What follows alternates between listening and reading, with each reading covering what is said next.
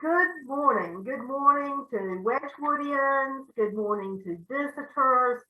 Good morning to everyone who's joining us, and welcome to all the folks who are watching the recording at a later date. We are really, truly glad that you are here with us this morning.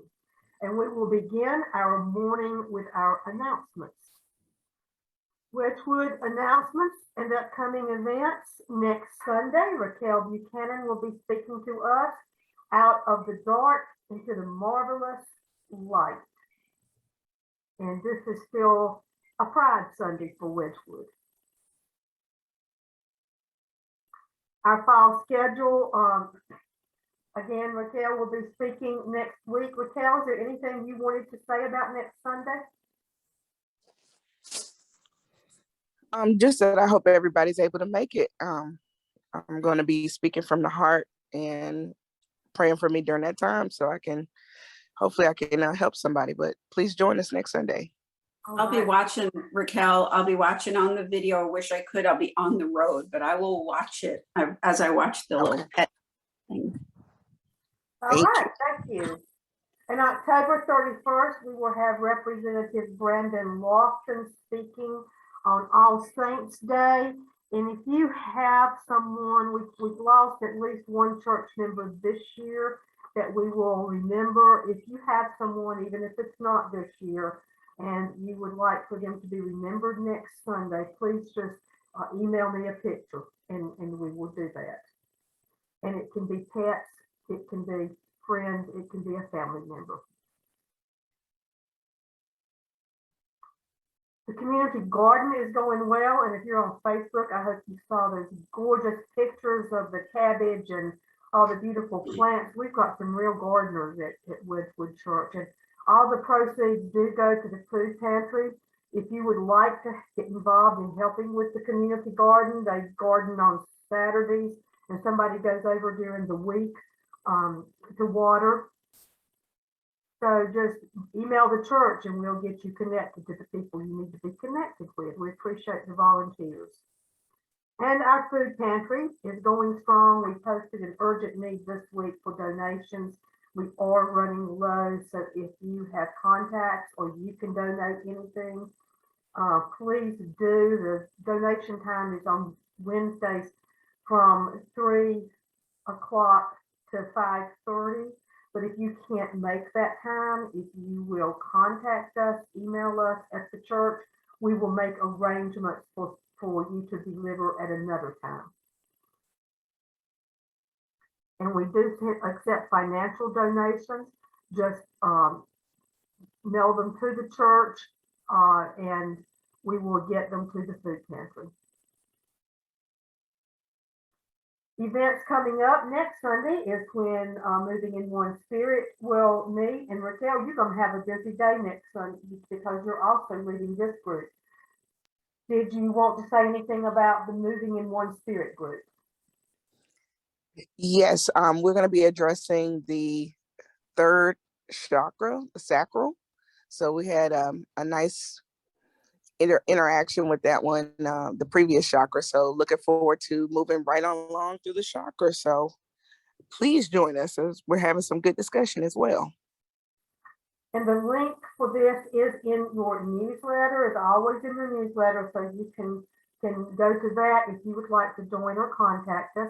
And we have a social justice book club that meets every 2 weeks, and we are reading Gender Your Guide, and it has been very, very insightful. We have all learned a lot and gotten confused a lot, but it's a great read and we've had some great discussions. And we meet again on October 28th at 7 o'clock. So again, it is in your newsletter, but contact us if you need the link to join the book club at any time you want to. Connect with us. We are on social media, Instagram, Facebook. We have a great website that explains a lot about Wedgwood Church. And then feel free to email us or call us at any time. And a reminder, there are a lot more announcements in our newsletter. we can't include everything on Sunday morning, so be sure you are reading your newsletter, keeping up to date on events at Wedgwood. And again, to contact us, I'm the ministerial coordinator. Liz is the community outreach coordinator. She has been out for a while due to a death in the family. And Ashanti is here this morning, our music coordinator. And church giving, we do need regular financial support in order to keep all of the ministries going that we have at Wedgwood Church, as well as to pay our bills. People think, well, you're on Zoom and so you shouldn't have any bills. Well, Zoom costs money too. So please donate regularly. Every little bit helps. It doesn't matter how small, it will help when it's added to everybody else's. And we have 4 ways here to give. We had problems with Vanco, so we don't have to give by texting, but we are working on that to find another source to give by texting, because we know that's so easy. So we do appreciate your regular financial support. As children grow up in many different structures of families, and at different times in their lives, families do change. For young children, the family that they live in, to them, is normal family. And they assume that everybody's family looks like their family. It's not until they grow up a little older and get involved in outside programs or start to school that they realize that there are different family structures. And as adults, it's our responsibility to make sure that children understand this and that there is no normal family, as so to speak. And we have to lead them in that direction to understand the different types of families. There are adopted families, blended families, co-custodial families, extended families, and so many more. Families are fluid and they can change. And even though they do change, sometimes families even reunite. One of the most famous religious stories of adoption is the story of Moses, who is an important central figure in all of the Abrahamic religions. And did you know that Grandma Walton on the Walton Show in real life adopted Jason as her grandson? Grandma Walton did not have any grandsons, and Jason did not have any grandparents. So they adopted each other and were inseparable for the rest of their lives. And didn't we all applaud and rejoice when Anderson Cooper and Pete and Chaston adopted? Adoption is a beautiful thing. And today we're going to hear the stories of 3 Wedgwood families who have experienced adoption from different perspectives. But we will go now to our prelude. All right, families coming together is a dream, isn't it? For many, many people. And our extravagant welcome this morning, Connie and Thomas. Good morning. We are all welcome here. Welcome to a church that works for peace, justice, equality, and the care of Mother Earth. An extravagant welcome to you because of your gender, identification, sexual orientation, ethnicity, economic situation, physical and mental challenges, doubting or believing, being depressed or full of joy. We are a community of curious and creative spiritual seekers, striving to learn and embody the way of Jesus and other spiritual leaders. Like Jesus, we focus on the plungent and the marginalized as we try to address the major issues of our day.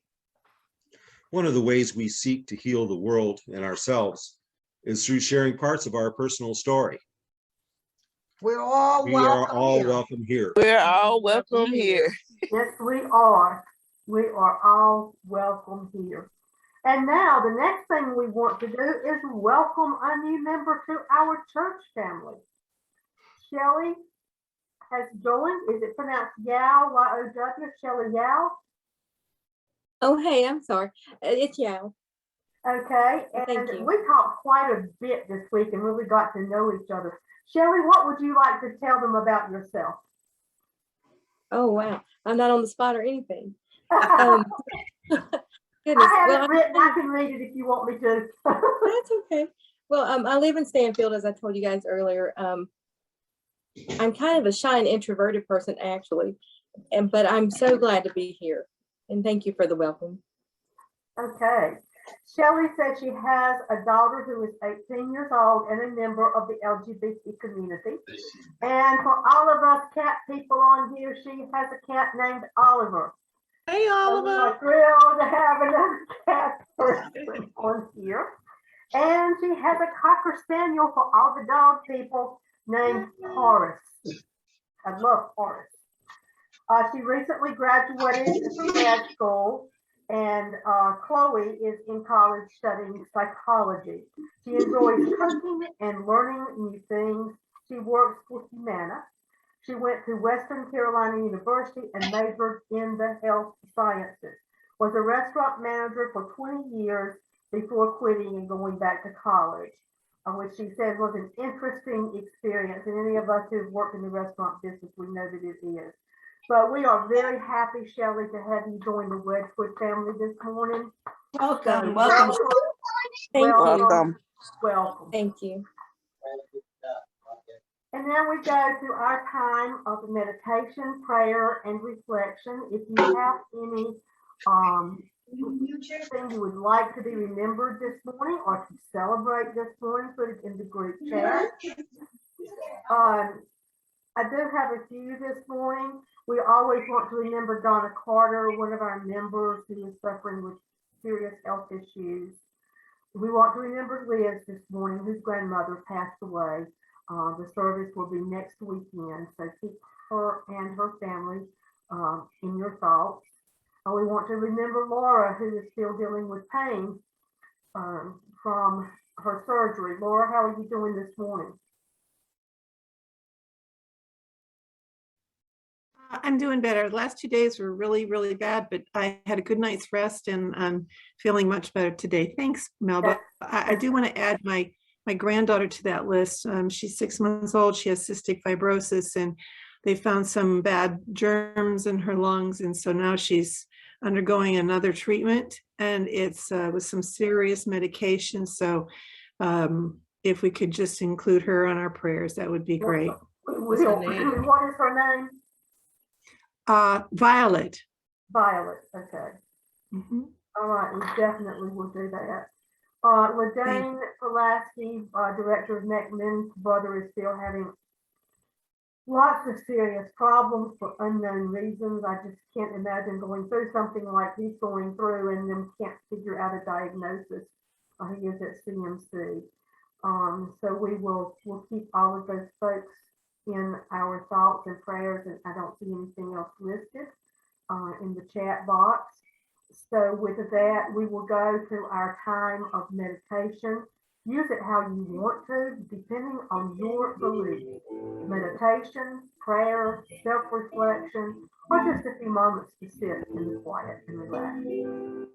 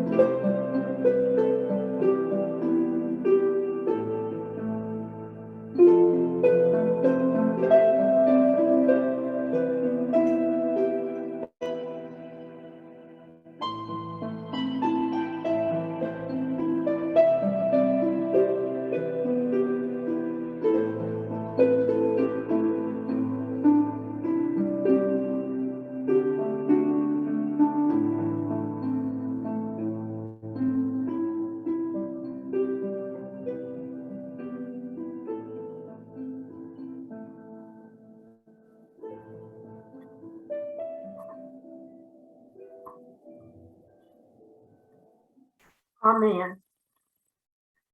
Thank you. And now for our wisdom reading this morning, we go to one of the most famous religious stories of adoption in Exodus 2, 1 through 10, and I'm reading from the Inclusive Bible.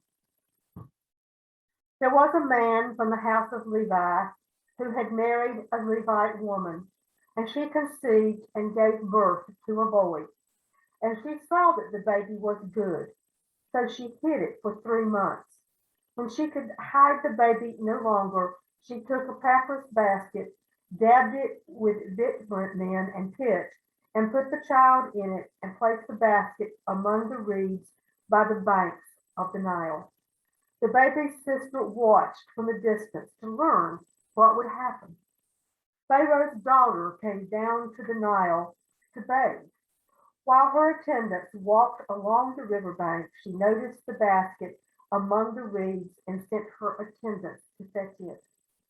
Opening it, she saw the baby and how it wept.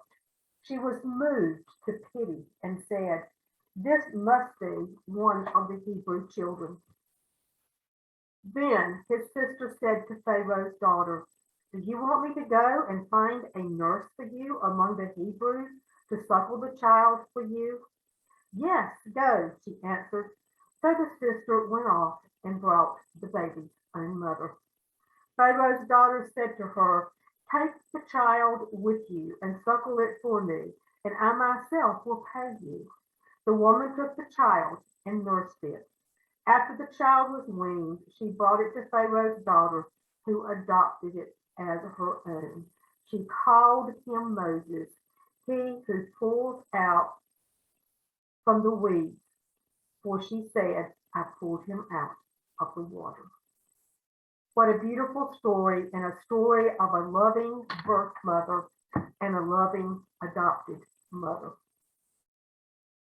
One of the most famous that I think most of us know of in the Bible, along with many, many others. And now we'll go to our moment for all ages, all kinds of families. What makes your family special? There are all kinds of families. The family in my house, there's only 2 of us, but we have family that live all over the place, even in another country. So families can be made up of all types of people, whether they are related or whether they are just friends that have become part of the family. Today, let's celebrate our families and celebrate the love we have for each other, no matter what kind of family we have. All kinds of families, all kinds of families. And we all love our families, no matter who makes up our family.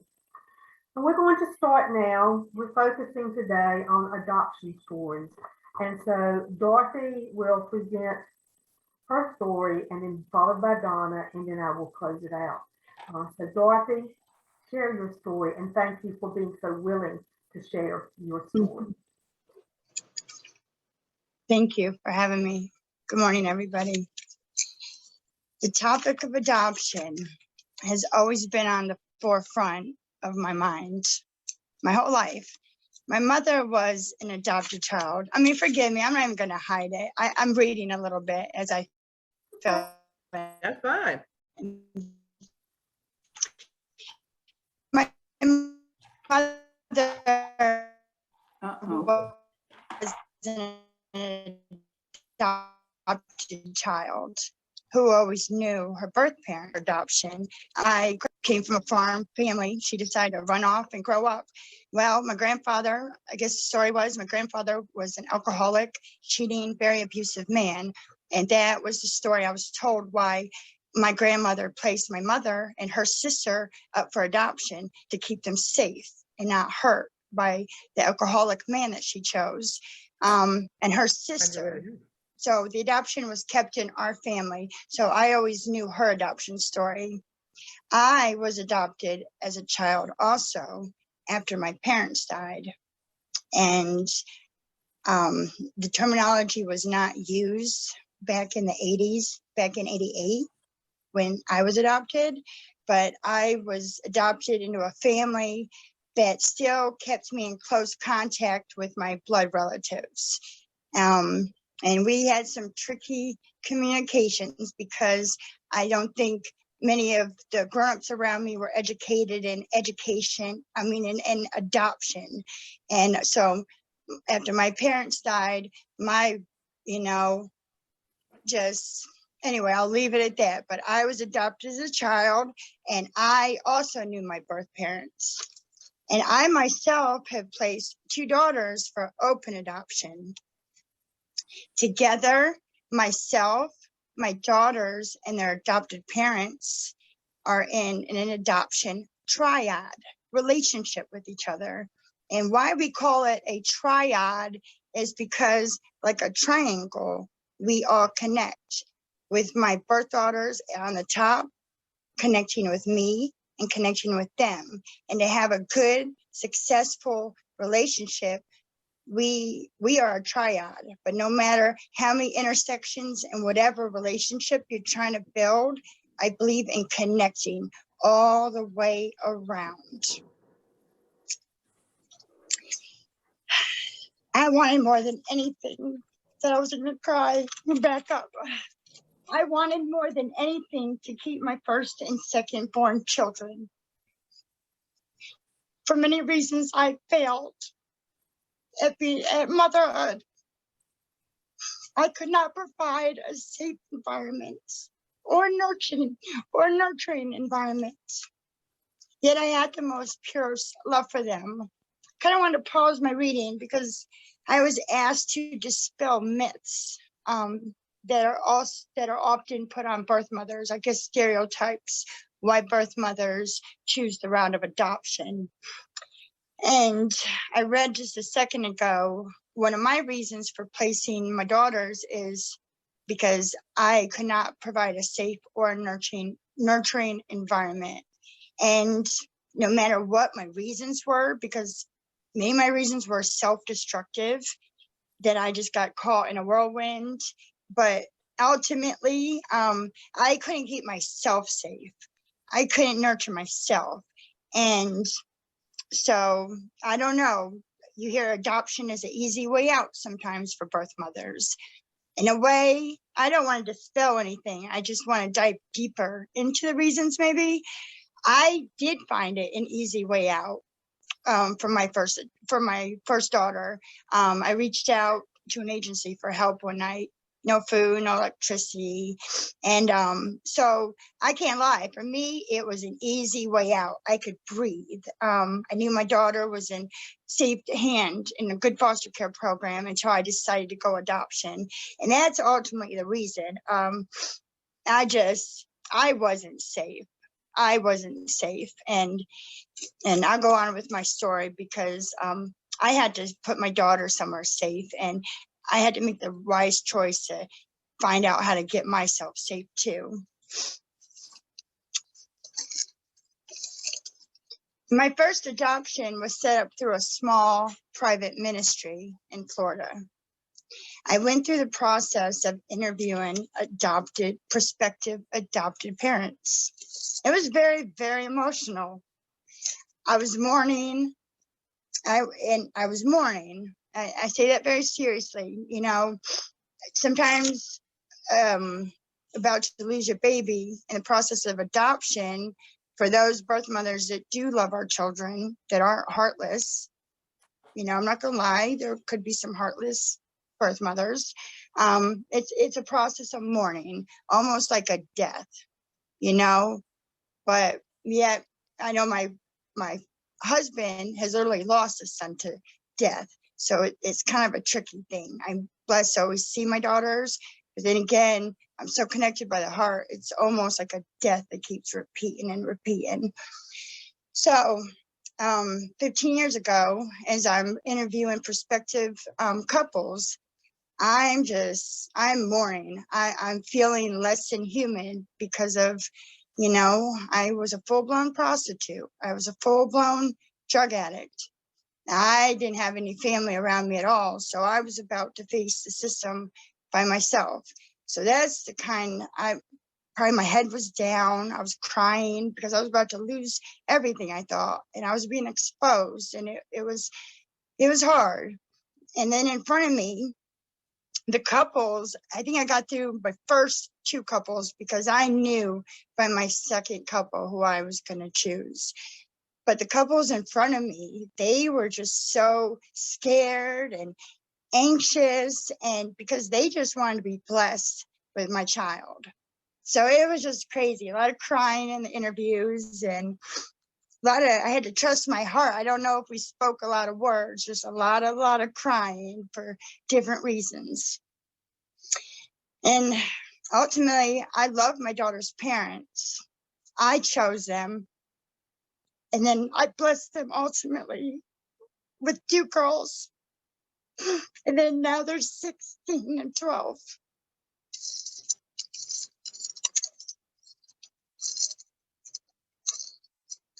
At the beginning of our adoption adventure, their parents promised to always keep me and my girls in contact and connected together as long as I cleaned up my life and kept my word.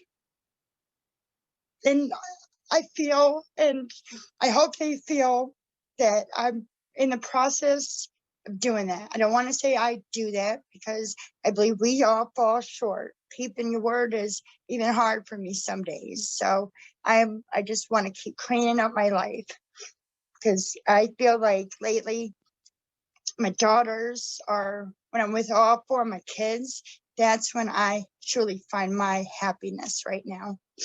So I always just want to keep my word so I don't lose the connection, because when you go into adoption, if you're lucky enough to have all the parties involved, keeping your word is very important, very, very important. I have always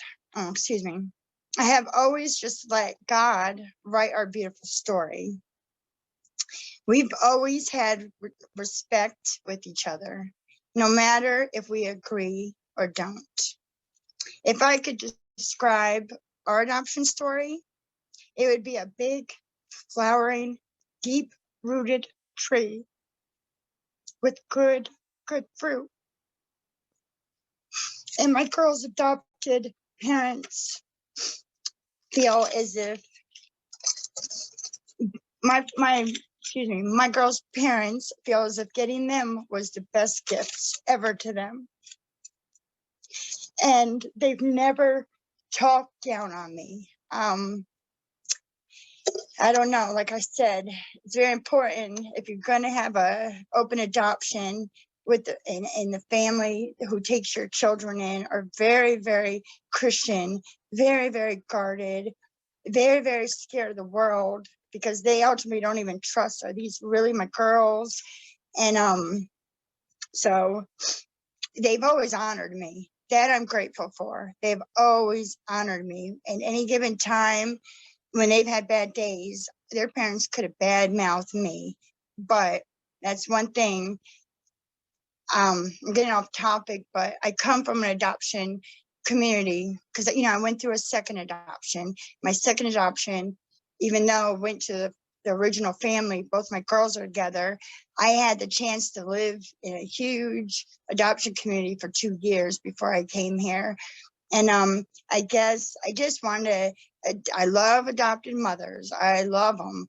But in the adoption community, it's always the adopted father who I don't know if the right word is in charge, but it is his duty to always uplift the birth mother. Like even adoption, birth mother's day, adoption day, it's blown up, I believe, over probably the last 30 years, where we have international conferences. And I've been blessed to go to a birth mother's conference about 10 years ago. And not only was it great because I gave birth just in time for it. So when I went into this conference, I'm coming in with a 3-day-old baby and my adopted parents and about 1,000 people who were all at this conference learning about how to be good adopted parents. So it was great. We got to speak and tell our story and have our baby blessed by this ministry. But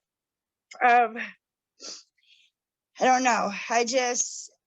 One thing I learned through that event that weekend, not only were there speakers and workshops, but there was a special ceremony called Birth Mother's Day. And the whole ceremony was to honor the birth mothers, and we were served breakfast that morning. Our dishes were cleaned up in a huge auditorium, finest china. And it was the adopted fathers that served us birth mothers and did our dishes. And I just want to give special thanks, to the fathers too, to the adopted fathers, because to us birth mothers, they're the ones that hold the connection. They're the ones that honor us. And I thank all the adopted mothers for also honoring the birth mothers and then keeping our memories alive. And I'm just grateful that my daughters and I have so much love for each other. And it doesn't really matter. I've noticed how much the distance we are. I'm about 9 hours away from my girls, and it's amazing. I'm blessed. Thank God, my good attributes so far, but we're so much alike. And I just can't wait for the years where my girls will be an adult in the next year and a half, where we can just connect more and have more freedom. And I'm just really blessed. I'm grateful, I try not to think woulda, coulda, shoulda, and I'm just blessed with this story. And I mourn, but yet all I know is I'm so blessed. Thank you so much.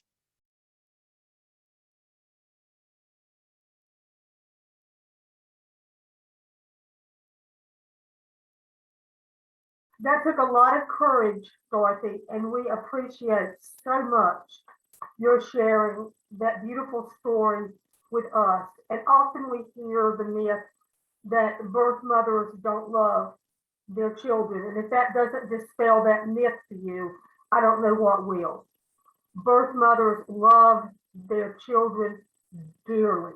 And it's a great sacrifice for them to do what they know is right. So hopefully that myth has been dispelled. Dorothy has great love for her girls. And now, Donna.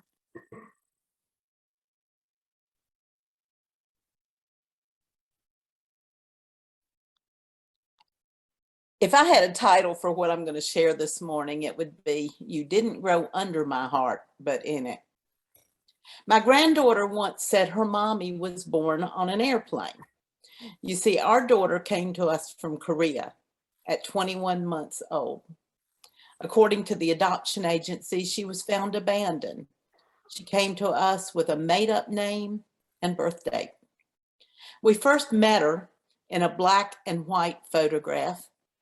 She was propped against the window of an orphanage. We had requested a baby. She was a toddler. The orphanage asked if we would consider her for adoption, and of course, it was love at first sight for me and my husband, Charles. She arrived in a red polyester wool-like jacket with a blue diaper pin attached. She occasionally touched that diaper pin for comfort. She carried rubber shoes and the Book of John. Her name then, which was assigned, was Wan Kang Ni. Her birth date, also made up by the adoption agency, was May 22nd, 1975.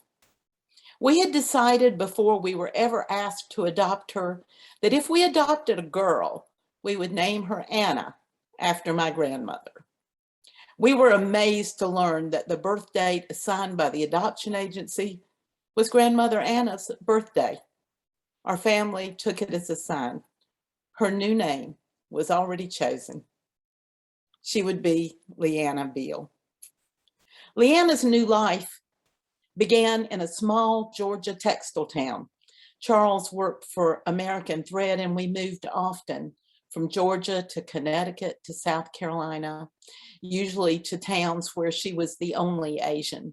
And if she wasn't already different enough, her speech was greatly delayed, and we soon learned she had a moderate hearing loss that would cause her to learn to read lips and wear a phonic ear strapped to her chest. Her hearing also kept her from getting the whole story sometimes.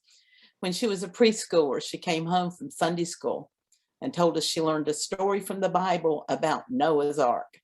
She got most of it right: the flood, the animals, the 2x2. Then there was the ending where she told us they all drowned. She might not have qualified as a biblical scholar, but would have made a fine scientist. One adoption day, I brought a hand-carved Noah's Ark with a gaggle of animals. It sits in a prominent place in our home today to remind us of the incredible grace that brought our daughter to us. It is not unusual for people to tell us in a somewhat pitiful tone how lucky she was to be adopted. "You are such good people," came the praises. Really? Please, we were selfish. We wanted a child. Our motive was not at all altruistic.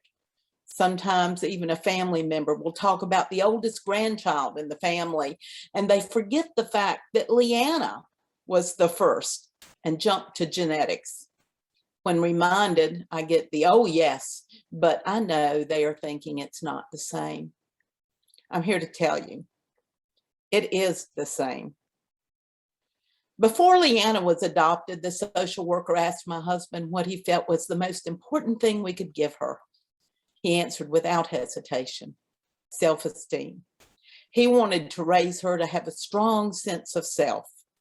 I remember the day she came home from school and announced she was asked to be on the school patrol and help the other children cross the street.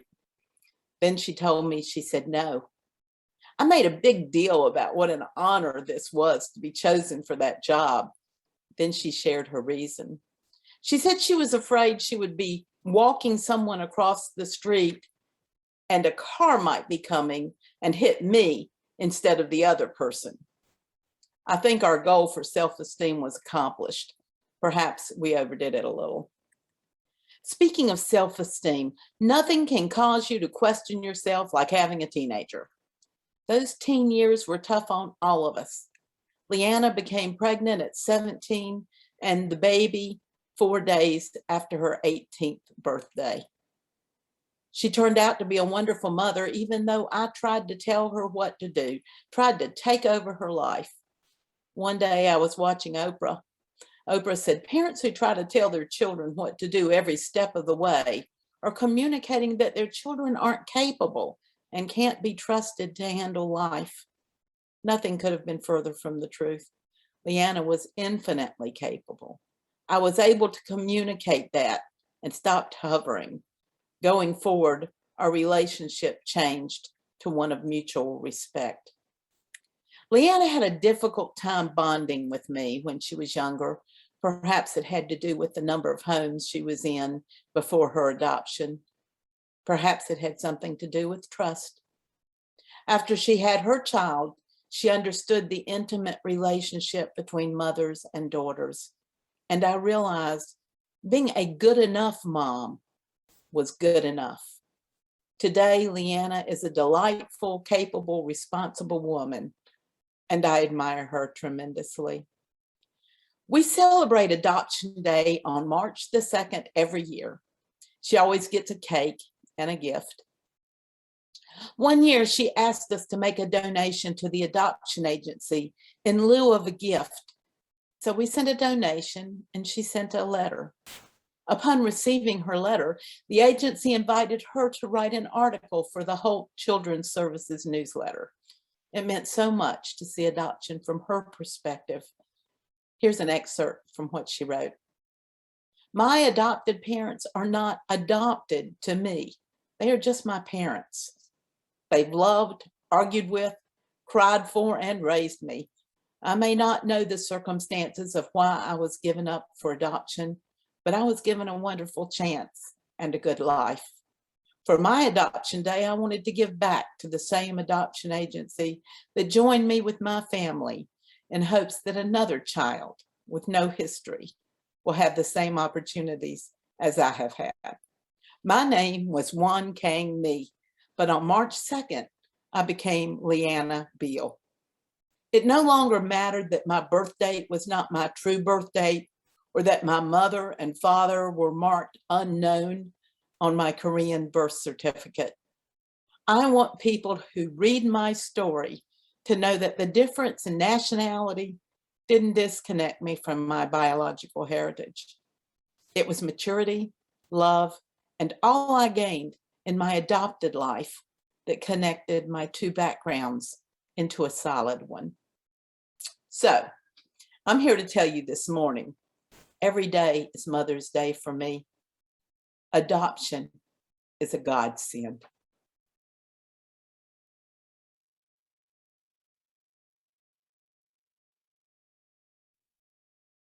What a beautiful story, Donna. Thank you, Donna. Thank you so much for sharing that. We adopted my son first. His birth mother came from another state and came with her mother to South Carolina to have the baby because it was shameful in their family for her to be an unwed mother. She picked us out from a book that we were asked to give to an attorney telling about our family with pictures and information. And she wanted a closed adoption. So we went with a closed adoption. Mark and I, since he was a baby, we just all bonded immediately. And when he was 5 years old, we adopted a little girl, Marta, from Costa Rica. She had been in an orphanage with 800 girls. Then she was moved to a foster home with 12 children. They called them Ogasitas, which means little house. But before that, Marta had been adopted twice and taken back to the orphanage. So all throughout life, Marta's ability to bond with me has been a struggle. It's something that we have had to work at because so many females have abandoned her in her life. But I remember when we went to meet Marta for the very first time, and my son thought that foster home with 12 children was the best place in the world, and he was ready to stay because he thought running around and playing with 12 kids, what could be better than that? And when we got ready to take Marta to lunch without thinking, we were asking where would she want to go. She had no idea. She had never been out anywhere. So Mark, who's 5 years old and she is 6, is whispering in her ear, say McDonald's, because he wanted a Happy Meal. So she said McDonald's, and off to McDonald's we went, and how disappointed he was they didn't have Happy Meals. In the orphanage, in the Hogasita, Marta owned nothing. All of the children together owned everything. There was a room with clothes that were washed and folded by the two ladies they called aunts. And they had school uniforms, and each day they simply went to that closet and got something to wear. And when they finished, it was washed and folded and put back in the closet. The only thing she remembers ever getting was one of those shoe boxes from Samaritan's Purse for Christmas. And when we took Marta with us, we had to buy clothes for her to wear. She could not even take the clothes on her back. They needed to be there for the other children. So Mark and Marta bonded instantly. She did not speak English, so we struggled with that. And I think she went into an English second language program here for a year, but because she was getting English at home, she picked it up quicker and they removed her from the ESL program after 1 year. But I credit Mark for teaching her English because if you had a little brother like Mark, you would learn really quick to say, stop, don't do that, give me that back, leave me alone. It was a matter of survival for her with a 5-year-old brother. But I do remember one morning we were having breakfast and Mark came walking into the kitchen and he said, Mom, there's something wrong with Marta. And I said, what? He said, we have to take her back. And I said, take her back? Why would you say something like that? Well, she won't listen and she won't do anything that I tell her to do. Not realizing, first of all, she didn't have to do what he told her to do, but secondly, she didn't speak English. And my husband looked at him in all seriousness and said, son, you better get used to that. That's the way all females are. They never listen. They never do what you want them to do. So just get over that. I have never forgotten that and looked at him with, I can't believe you said that. But they were best friends, played with each other all of the time. And it was a blessing to have them both in the house. Mark, on the other hand, has always said that he is not adopted, that he and I are too much alike, that he believes I am not being honest with him, and that I am really his because we are too much alike, that it's a lie. So quite the opposite from kids who think they're adopted and being lied to that they're not. That's what he's always said about that. And one time he went off to college, we went to Furman.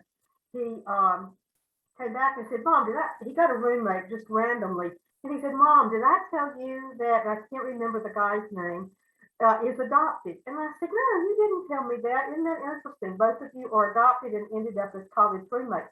Did you tell him you were adopted? And he said, oh no, I forgot.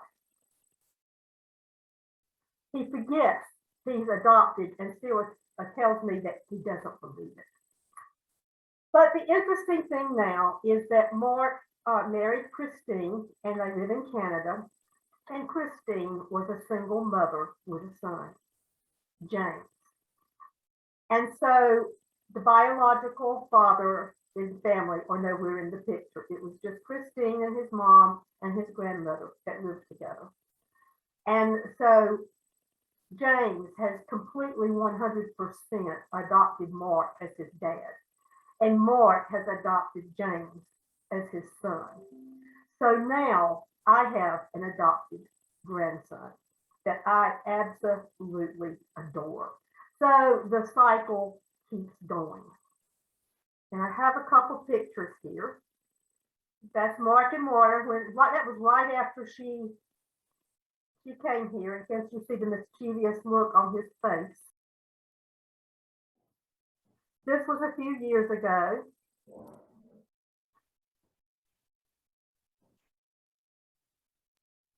And this is my wonderful adopted grandson. I met him when he was 5. And in the car, I simply said, as we were leaving the airport, meeting for the first time, if you'd like to come and stay at the hotel with me a couple of days, there's a swimming pool there. I'd be glad for you to come. Mom, can we go get my clothes?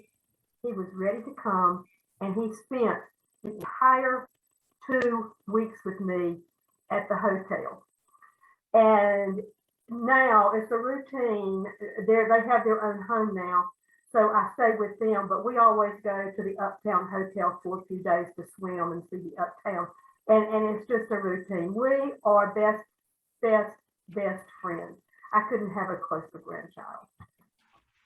So I hope that we have dispelled some myths this morning, that choosing adoption for a child means the biological mother does not love the child. Nothing could be further from the truth. No one can love a child as much as the birth mother or father. No. Adopted mothers love those children with all of their hearts. And like Mark, yes, they're adopted. Kids waiting for adoption always have problems. Not any more problems than all kids have. All teenagers test us and try us. And so it's not any more than what we would have with our biological children. You can't love a child from adoption the same as you would love a biological child. I hear most families say they forget who's adopted and who's biological because there's so much love there. It is sometimes a strain on extended family who don't understand, as Donna mentioned. That is something that you constantly deal with them not accepting a biological child as not accepting an adopted child as they would a biological child. That may be one of the greatest challenges in many families. But one thing, some truths that we need to understand about families. Only sometimes is a family, a mom and a dad, under the same roof as a biological child. Always, a family is a truth that marches together across the messy, majestic landscape of life with greater strength than any lone individual could muster. Only sometimes does a family share chromosomes. Always it shares commitments to each other. And today may we commit to respect and love all structures of families, no matter how they are created. May we cast blessings on all families, no matter how they are formed. When people find each other, it is a celebration. Ashanti. Thank you all for sharing your stories. They're very interesting and intriguing. Thank you so much for sharing and being courageous. This song I'm about to sing is about, when you're adopted, even when you're in foster care. I was in foster care for a few years of my young teenage life, and it feels the same way. You're there, you're not with your family, and you feel alone, and the trust thing is real serious. So this song is called Count on Me. If you have just one person you can count on, you can make it through, those difficult situations from foster care and all of that. And I did have one person with my social worker who was just fabulous. I forever think of her. Now, every day, a lot I think of her. So this is a song called Count on Me.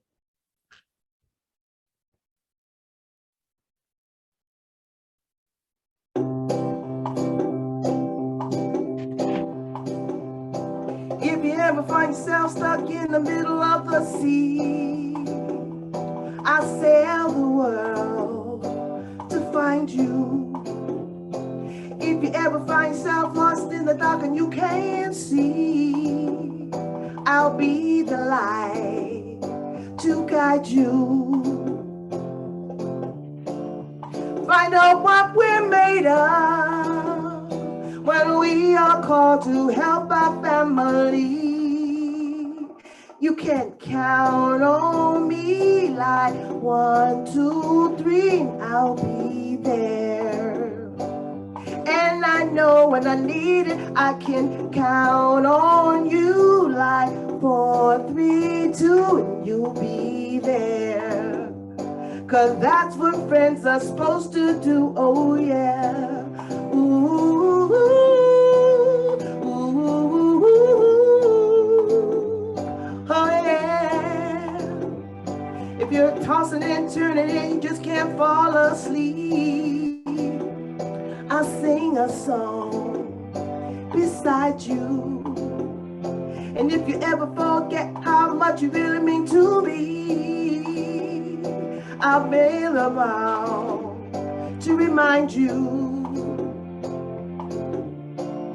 To find out what we're made of, we're all in need of help, our family. And you can count on me like 1, 2, 3, I'll be there. But I'm not on you like 4, 3, 2, and you'll be there. 'Cause that's what friends are supposed to do, oh yeah. Ooh, ooh, ooh, ooh, ooh, ooh, ooh, ooh. Yeah. You'll always have my shoulder when you cry.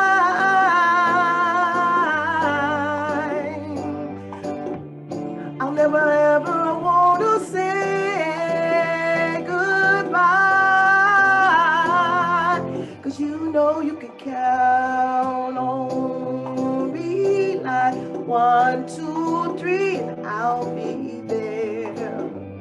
And I know when I need it, I can count on you like 4, 3, 2, and you'll be 'cause that's what friends are supposed to do. Oh yeah. Ooh, ooh, ooh, ooh. You can count on me 'cause I can count on you. Oh, how beautiful. What a perfect closing. And now for our closing, I want to share with you Prayer for Parenting in a Pandemic, written by Sarah Goodman. I have changed a few of the lines to fit what we're talking about this morning, but it's basically the same. This is a prayer for families in a pandemic. Blended families, adopted families, step families, extended families, co-custodial families, all families. A prayer for the dirty laundry and piled up dishes, for long walks and improvised science experiments, for screen time with family far away. This is a prayer for working parents, Zooming another meeting with a little face joining in, for new parents waiting for new life without support, for the single parents doing it all alone, for parents who are on the front lines, who worry every day about being away from home, about bringing something home, about holding it all together. This is a prayer for the more than 2,000 meals you've made, and for the 100 millionth time you've heard, "Can I have a snack?" This is a prayer for the meltdowns, the missed naps, the tears, the distance learning homework no one wants to do. This is a prayer for wondering if they will ever fall asleep, and then for wondering if they will ever get up for school. A prayer for pretending that you're enjoying self while you're playing their favorite game. This is a prayer for all the missed milestones, for holding your child as they cry over missing their friends, missing their prom, missing their graduation, for your own tears because you can't fix this problem, for the family celebrations of learning to walk, the first lost tooth that you might have missed.